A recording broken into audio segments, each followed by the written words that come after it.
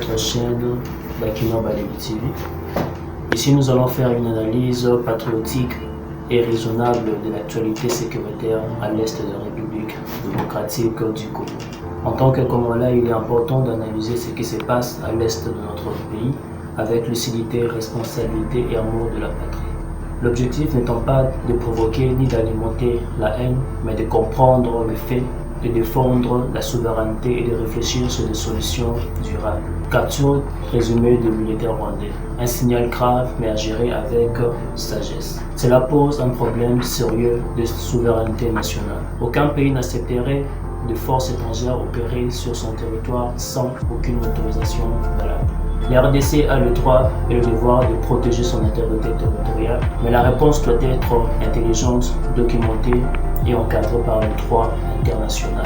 Au lieu de surenchères verbales ou militaires, Kinshasa doit exiger des clarifications officielles portées sur les preuves auprès des instances régionales et internationales pour renforcer sa diplomatie tout en sécurisant le terrain.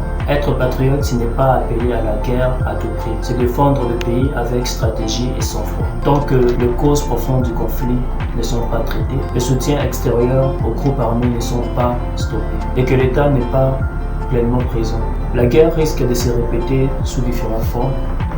La RDC est un pays grand, riche et digne. Nous devons défendre notre territoire avec fermeté, avec aussi intelligence et unité.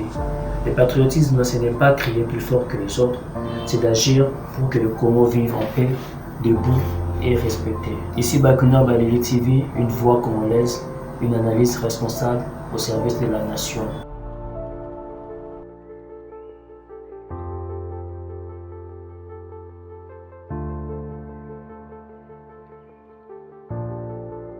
Que le gouvernement avait marqué les retours d'un Kigali de remobiliser ses troupes. Le Rwanda, ses combattants se tournent après 2025.